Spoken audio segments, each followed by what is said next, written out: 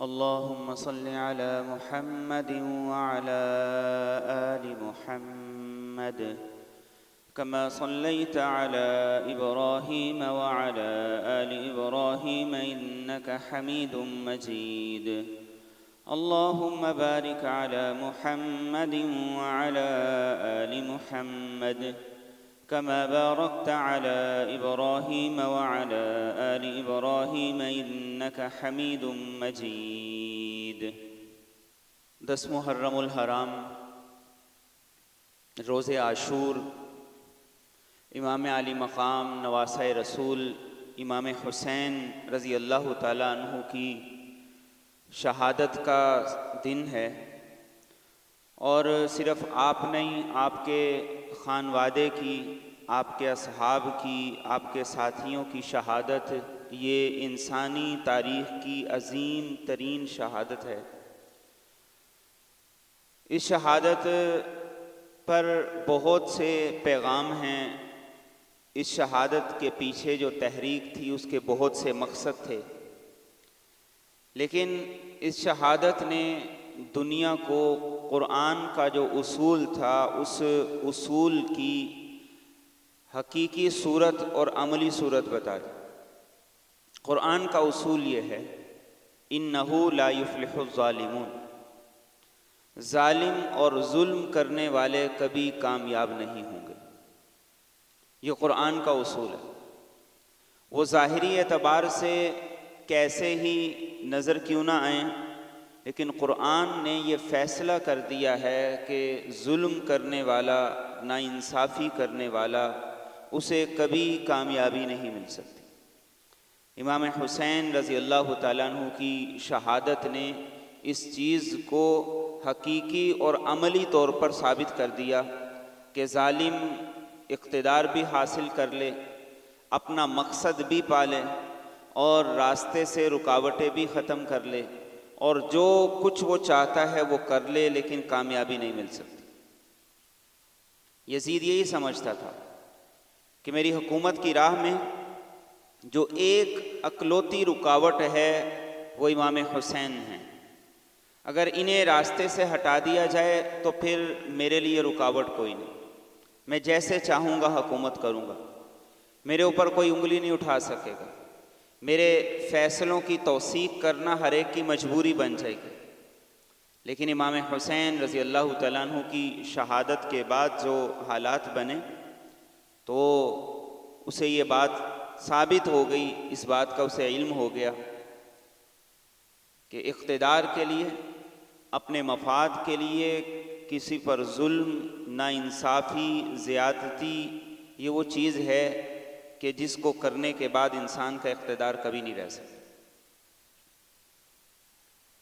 اللہ کے رسول صلی اللہ علیہ وسلم نے جب خیبر فتح کیا تو ایک صحابی تھے عبداللہ بن رواحہ رضی اللہ تعالیٰ عنہ، آپ ان کو بھیجا کرتے تھے کہ وہ جا کے وہاں سے جو مسلمانوں کا حصہ ہے وہ لے کے آئیں۔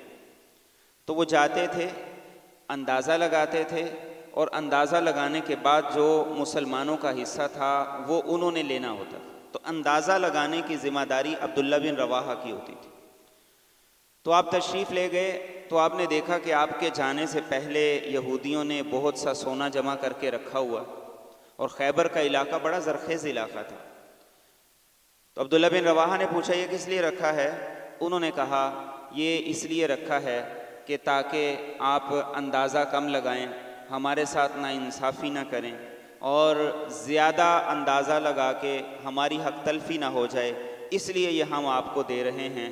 تو عبداللہ ابن رواحہ نے کہا اللہ کی قسم یہودیوں، تم اس زمین پر مجھے سب سے زیادہ برے بدترین لگتے ہو، لیکن یہ رشوت ہے، اور میں تمہیں بتاؤں کہ اللہ کی قسم میں اس چیز کو پھر بھی جائز نہیں سمجھتا کہ تمہارا اندازہ غلط لگاؤں اور کچھ زیادہ لے کے چلا جاؤں، اس لیے کہ یہ ظلم ہے اور اللہ نے ظلم کو حرام کیا۔ تو آپ کا جب یہ جملہ یہودیوں نے سنا تو انہوں نے کہا بِهَذَا قَامَتِ السَّمَاوَاتُ وَالْأَرْضُ، اسی عدل و انصاف کی وجہ سے زمین اور آسمان کا نظام قائم ہے، اسی عدل و انصاف کی وجہ سے زمین اور آسمان کا نظام قائم ہے۔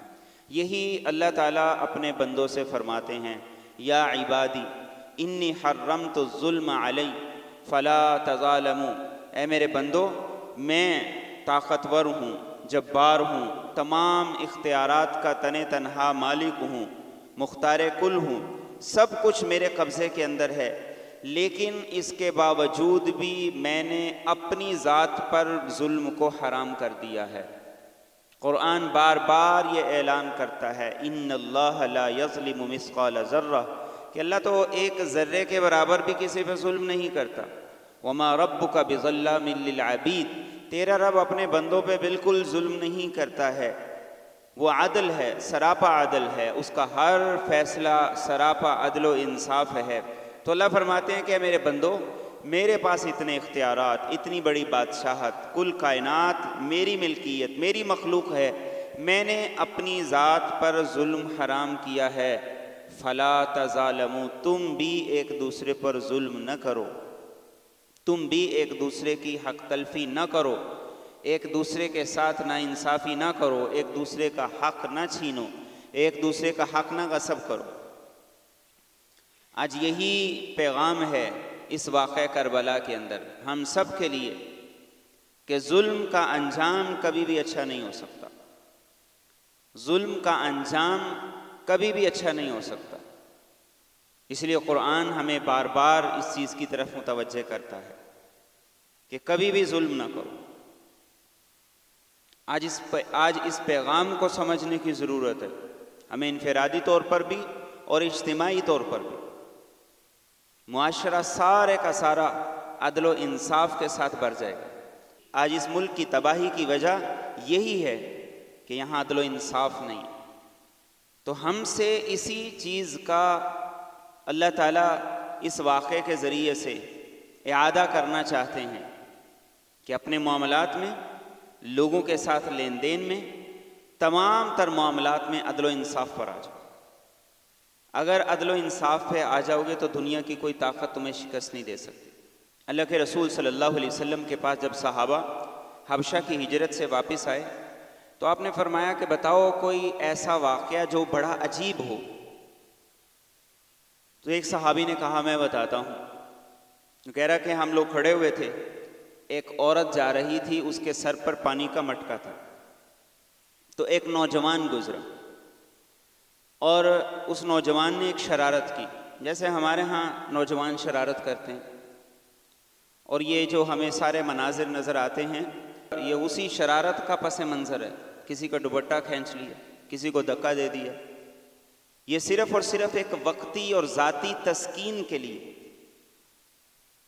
چند لمحے کی ہنسی کے لیے کسی کی تذلیل کر دی، کسی کو دھکا دے دیا، کسی کو گرا دیا۔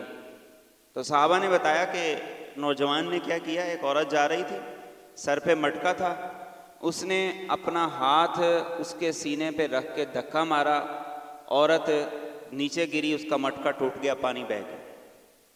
عورت اٹھ کے بیٹھی، اس نے کہا کہ اے غدار، تجھے اس وقت پتہ چلے گا جب قیامت کا دن آئے گا، اللہ اولین اور آخرین کو جمع کرے گا، اپنی کرسی رکھے گا اور لوگوں کی زبانیں اور ان کے اعضاء بول کے سارے اعمال کا بتائیں گے، گواہی دیں گے، پھر میرا اور تیرا وہاں جو فیصلہ ہوگا، پھر پتہ چلے گا کہ تو نے جو کیا وہ کس بھاؤ بکتا ہے۔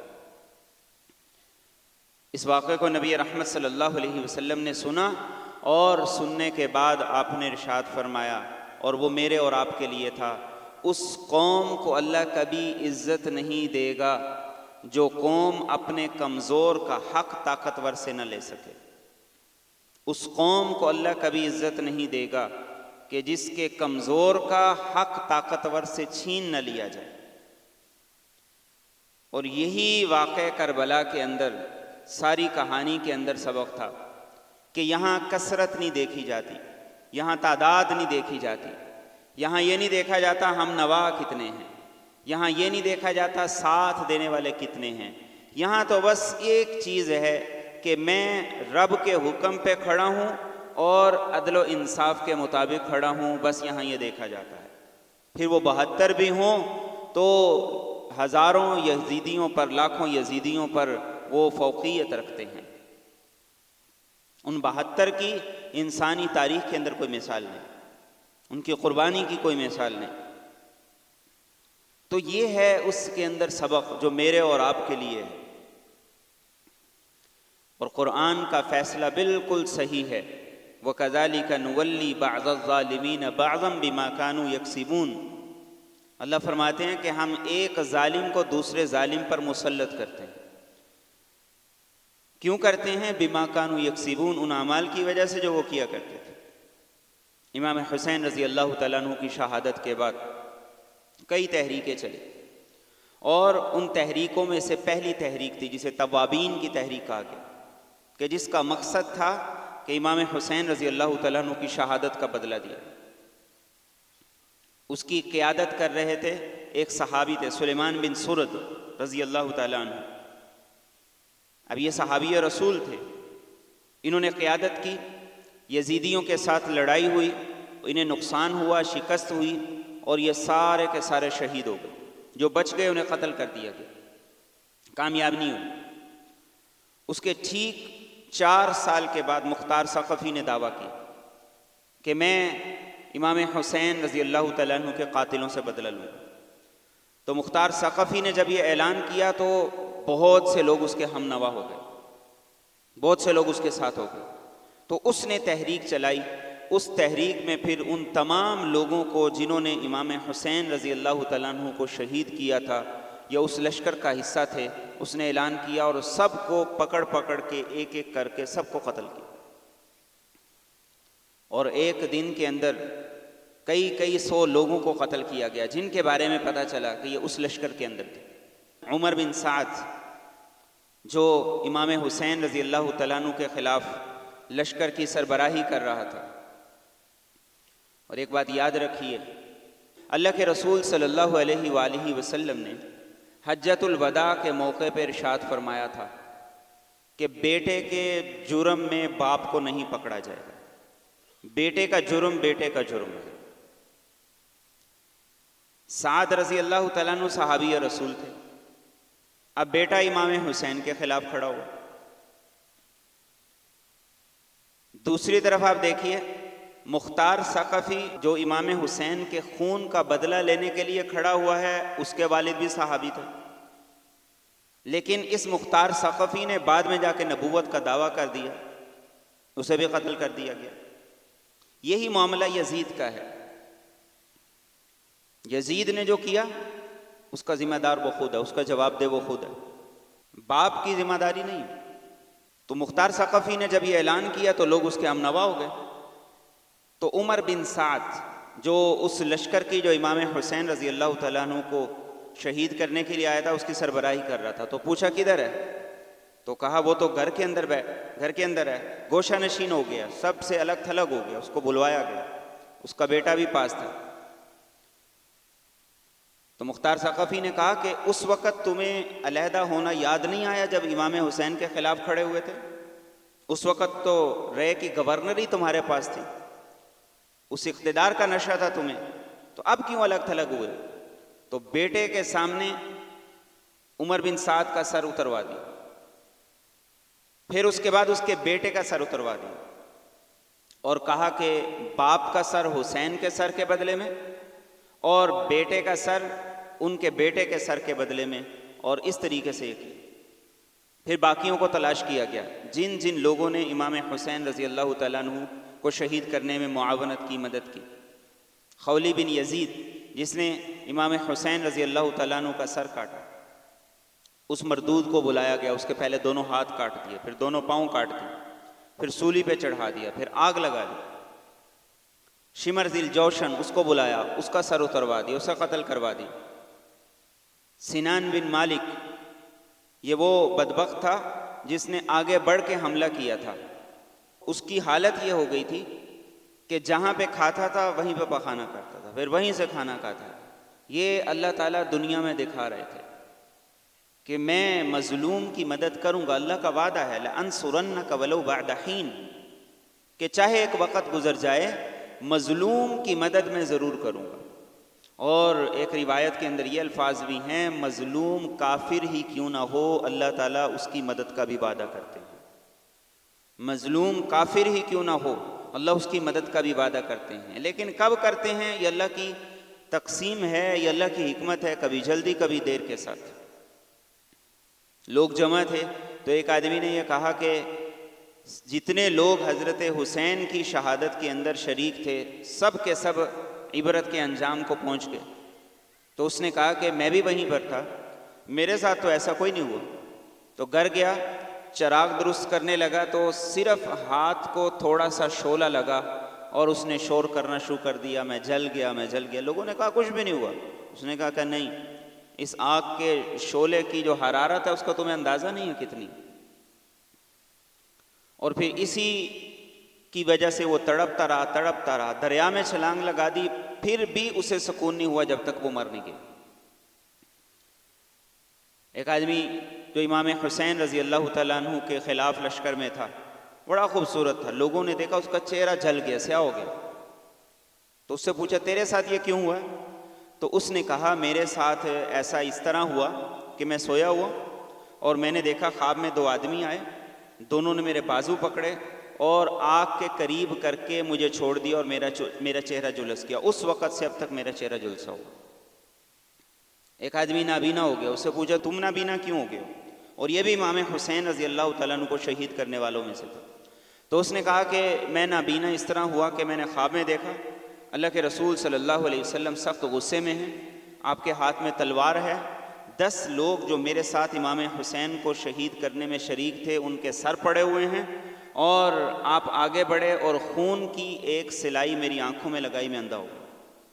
یہ اللہ تعالیٰ دنیا کے اندر دکھا رہے کہ ظلم کر کے انسان فلاح نہیں پا سکتا۔ قرآن کا فیصلہ ہے اِنَّهُ لَا يُفْلِحُ الظَّالِمُونَ، کہ ظالم کبھی کامیاب نہیں ہو سکتے، اور اس کی عملی تصدیق ان آیات کے ذریعے سے قرآن کریم نے کر۔ ایک اور بدبخت تھا جس نے علی اصغر امام حسین رضی اللہ تعالیٰ عنہ کے 6 ماہ کے معصوم عبداللہ کو تیر مارا تھا۔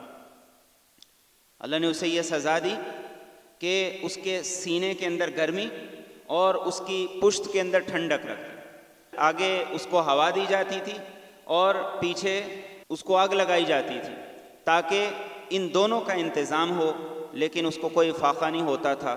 پیاس اتنی لگتی تھی کہ پانی پی پی کے اس کا پیٹ پھول گیا اور پھٹ گیا اور وہ تد مر گیا۔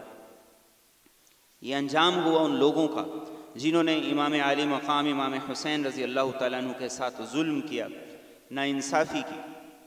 ابن زیاد جو کوفہ کا گورنر تھا، مختار ثقفی نے کہا اسے تلاش کرو، تو وہ باغا اور موصل کی سرحد تک پہنچ گیا۔ تو ابراہیم بن مالک اشتر، اس کے ساتھ ایک لشکر بھیجا گیا، سارا دن اس کے ساتھ لڑائی ہوئی، اور لڑائی اور جنگ کرنے کے بعد ابن زیاد کو قتل کر دیا۔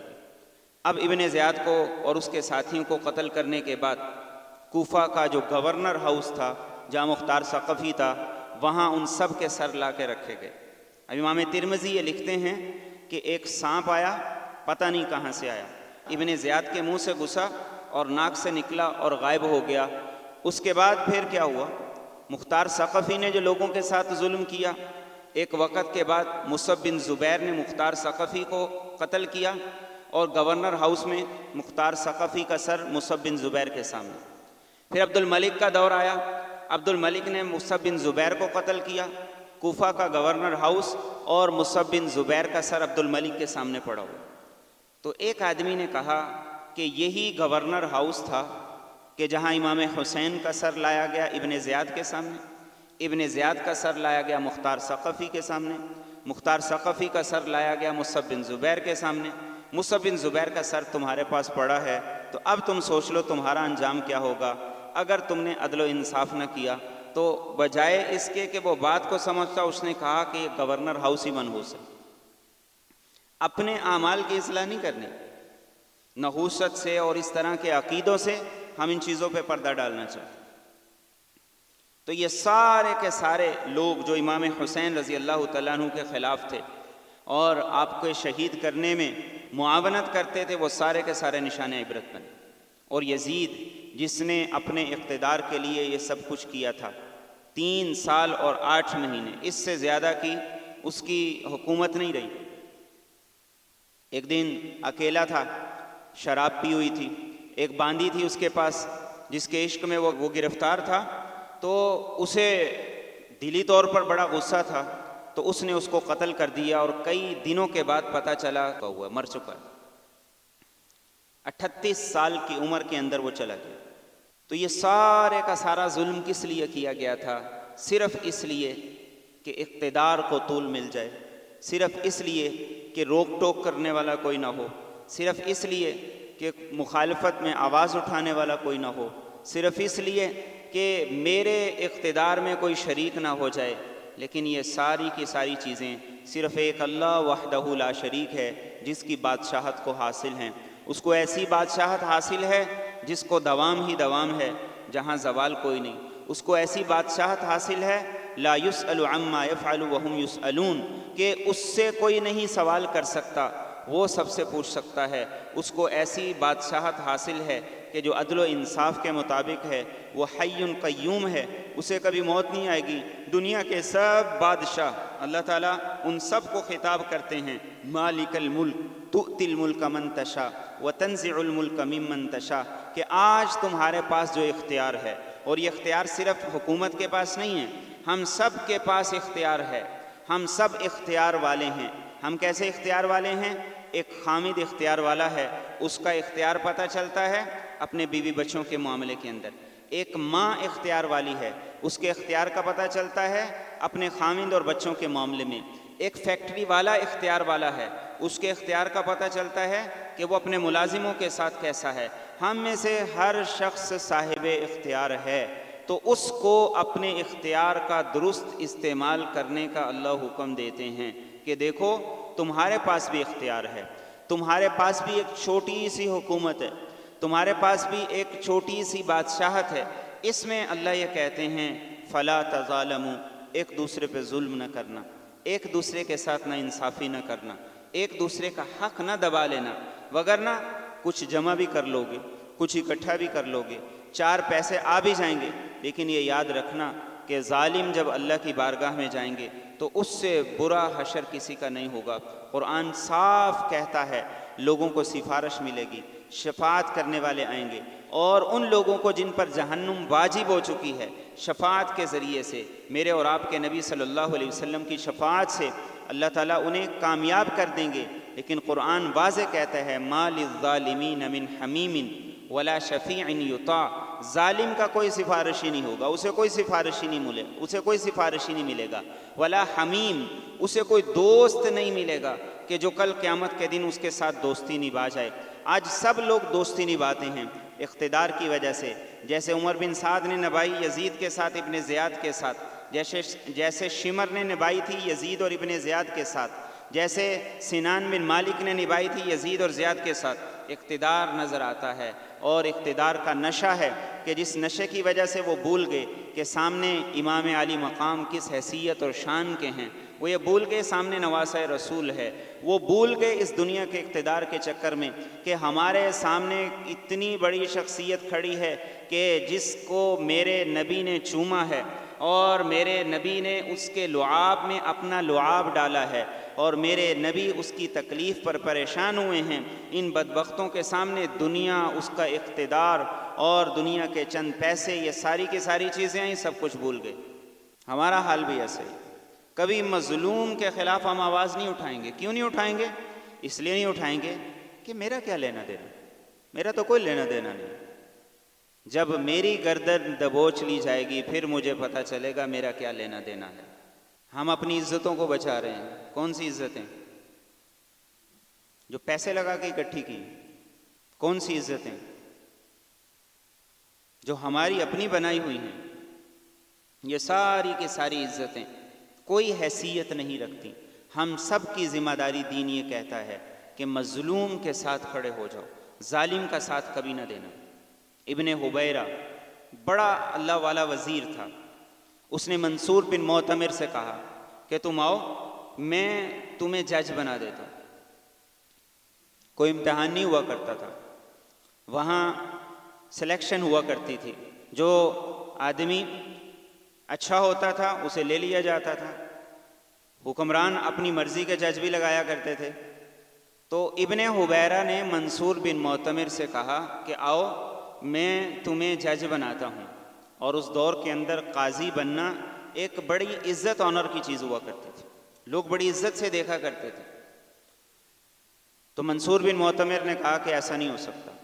میں نے ابراہیم نخعی سے ایک حدیث سنی، انہوں نے علقمہ سے سنی، انہوں نے عبداللہ ابن مسعود رضی اللہ تعالیٰ عنہ سے سنی، انہوں نے نبی رحمت صلی اللہ علیہ وسلم سے سنی ہے، اور وہ حدیث یہ ہے، قیامت کے دن اللہ تعالیٰ اعلان کریں گے، ایک اناؤنسمنٹ ہوگی، اور اس اناؤنسمنٹ کے اندر کہا جائے گا ظالم کہاں ہیں، کھڑے ہو جائیں۔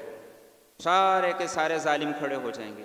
اللہ فرمائیں گے کہ ظالموں کے سپورٹر کدھر ہیں، ان کے مددگار کدھر ہیں، وہ بھی کھڑے ہو جائیں، وہ بھی کھڑے ہو جائیں گے۔ اور اللہ فرمائیں گے کہ وہ آدمی جس نے ان ظالموں کے لیے قلم تراشا، جس نے ان ظالموں کو سیاہی بر کے دی، آج وہ بھی کھڑے ہو جائیں۔ ان سب کو اکٹھا کر کے ایک لوہے کے تابوت میں ڈال کے جہنم کی دہکتی ہوئی آگ میں ڈال دیا جائے۔ اس نے کہا یہ قضا کا عہدہ، یہ جج کا عہدہ مجھے نہیں چاہیے جب سے میں نے یہ حدیث سنی۔ حالانکہ پیش کرنے والا بھی اچھی شہرت کا مالک تھا، جسے پیش کیا جا رہا تھا وہ بھی اچھی شہرت کے مالک تھے، لیکن کہا کہ نہیں، میں ایسا نہیں کر سکتا۔ ظلم کی معاونت کسی درجے کے اندر بھی دین کو پسند نہیں۔ قرآن کی آیت ہے، اور بڑا خوبصورت قرآن کا انداز ہے، فاستقم کما امرت ومن تاب معک ولا تطغوا انہ بما تعملون بصیر۔ اللہ کے رسول صلی اللہ علیہ وسلم سے خطاب ہے، آپ کے پیروکاروں سے خطاب ہے، فرمایا کہ استقامت کے ساتھ ایسے رہیے جیسے اللہ کا حکم ہے، آپ بھی رہیے اور آپ کے ساتھ جتنے لوگ ہیں ان کو بھی یہ حکم ہے، استقامت کے ساتھ رہیے۔ اب اگلا جملہ کیا ارشاد فرمایا، وَلَا تَرْكَنُوا إِلَى الَّذِينَ ظَلَمُوا فَتَمَسَّكُمُ النَّارُ۔ فرمایا کہ ظالم کی طرف تھوڑا سا بھی نہیں جھکنا، ظالم کی طرف تھوڑا سا بھی نہیں جھکنا۔ رکون عربی زبان میں کہا جاتا ہے تھوڑا سا جھکنے کو۔ اب یوں سمجھے کہ ایک آدمی ایک پٹری پہ چل رہا ہے، اس کے دائیں بھی آ گئے بائیں بھی آ گئے، تو قرآن کہتا ہے وَلَا تَرْكَنُوا إِلَى الَّذِينَ ظَلَمُوا فَتَمَسَّكُمُ النَّارُ۔ تمہارا تھوڑا سا اینگل خراب ہوا نہیں اور جہنم کی آگ نے تمہیں چھوا نہیں۔ وَمَا لَكُم مِّن دُونِ اللَّهِ مِنْ أَوْلِيَاءَ ثُمَّ لَا تُنصَرُونَ۔ تمہارا پھر اللہ کے علاوہ کوئی مددگار نہیں ہوگا، اللہ کے علاوہ کوئی ولی نہیں ہوگا۔ تو یہ پیغام ہے اس عاشور کا، امام حسین امام علی مقام رضی اللہ تعالیٰ عنہ اور آپ کے اصحاب کی قربانی کا، کہ کبھی بھی ظالم نہ بننا، ہمیشہ مظلوم رہ جانا۔ مظلوم کے ساتھ اللہ کی مدد ہے۔ امیر المومنین امام المتقین مولا علی شیر خدا رضی اللہ تعالیٰ عنہ فرمایا کرتے تھے، میں اللہ کے سامنے مظلوم بن کے جاؤں یہ مجھے پسند ہے، بجائے اس کے کہ میں اللہ کے سامنے ظالم بن کے جاؤں۔ اللہ کے سامنے انسان اس حال میں پیش ہو کہ وہ مظلوم ہو، ظالم نہ ہو۔ حجاج بن یوسف بڑا ظالم تھا، اس کے دور کے اندر ایک آدمی گزر رہا تھا، ایک اللہ والا گزر رہا تھا۔ اس اللہ والے نے دیکھا کہ ایک آدمی کی لاش سولی پہ لٹکی ہوئی ہے، لوگ گزر رہے ہیں۔ اس نے آسمان کی طرف دیکھا اور آسمان کی طرف دیکھ کر کہا کہ باری تعالیٰ، آپ کے حلم نے، آپ کی برداشت نے مظلوموں کو بڑے امتحان میں ڈال دیا، مظلوم بڑے امتحان کے اندر ہیں۔ اتنے لوگ ایسے ہیں جن کے سامنے اللہ کی بارگاہ کا تصور نہیں ہے۔ تو رات خواب میں سویا تو دیکھا قیامت قائم ہے، مظلوم کو جنت مل گئی، اور ظالم کے ساتھ جو سلوک کیا جا رہا تھا وہ ناقابل بیان تھا۔ تو اللہ تعالیٰ نے کہا کہ ایک دن مظلوم کا ہے تو ایک دن ظالم کا بھی ہے، وہ آ کر رہے گا۔ یہی ہمیں ہر نماز میں یاد کرایا جاتا ہے، مالک یوم الدین۔ یہ ہاتھ باندھ کے رب کے سامنے کھڑے ہو، یہ ججمنٹ کا دن آنے والا ہے، جہاں آج کھڑے ہو، جیسے آج نماز میں کھڑے ہو، ایسے ہی ایک وہ ججمنٹ کا دن آنے والا ہے، جس دن ایسے ہی ہاتھ باندھ کے تنے تنہا اللہ کے سامنے کھڑے ہوگے، اور اللہ فرمائیں گے کہ بندے بتا کیا لے کر آیا ہے، کیا تیرے پاس ہے۔ کوئی جج نہیں ہوگا، کوئی وکیل نہیں ہوگا، کوئی ساتھ دینے والا نہیں ہوگا، انسان اکیلا تنے تنہا اللہ کے سامنے کھڑا ہوگا۔ ہر نماز سے ہمیں اسی بات کا پیغام ہے کہ اپنی زندگی کو عدل کے اوپر لے کر آئیں، اور جیسے بندوں کے ساتھ عدل ہے رب کے معاملے میں بھی عدل ہے۔ جیسے اللہ تعالیٰ یہ پسند نہیں کرتا کہ کوئی آدمی ساری رات تہجد پڑھے، سارا دن روزہ رکھے، بیوی بچوں کے حقوق ادا نہ کرے، ایسے اللہ یہ بھی پسند نہیں کرتا کہ بیوی بچوں کے نام پر، ان کے حقوق کے نام پر کوئی اللہ کا حق غصب کر لے اور اس کو ادا نہ کرے۔ اللہ یہ بھی پسند نہیں کرتا۔ اللہ بندوں کے معاملے میں بھی اعتدال دیکھنا چاہتے ہیں، عدل دیکھنا چاہتے ہیں، اپنے معاملے میں بھی عدل دیکھنا چاہتے ہیں۔ تو یوم عاشور کا یہ سب سے بڑا پیغام میرے اور آپ کے لیے ہے کہ ہم ظالم کا ساتھ نہ دیں، حق کے لیے کھڑے ہوں، ظالم کا ساتھ نہ دیں، مظلوم کی آواز بنیں۔ اللہ کے رسول صلی اللہ علیہ وسلم نے فرمایا اپنے بھائی کی مدد کرو، وہ ظالم ہو یا مظلوم۔ یا رسول اللہ صلی اللہ علیہ وسلم، ہم مظلوم کی مدد کریں سمجھ آتا ہے، ظالم کی مدد کیسے کریں؟ آپ نے فرمایا ظالم کا ہاتھ پکڑو، اسے ظلم سے روکو، یہ ظالم کی مدد ہے، یہ اس کے ساتھ خیر خواہی ہے۔ تو ہماری ذمہ داری ہے، یہی پیغام ہے ہمارے لیے کہ اپنی زندگی میں بھی اور اپنے اعمال سے بھی، اپنے دل سے بھی ہماری ہمدردی پوری کی پوری مظلوم کے ساتھ ہو، نہ کہ ظالم کے ساتھ۔ اللہ ہمیں عمل کی توفیق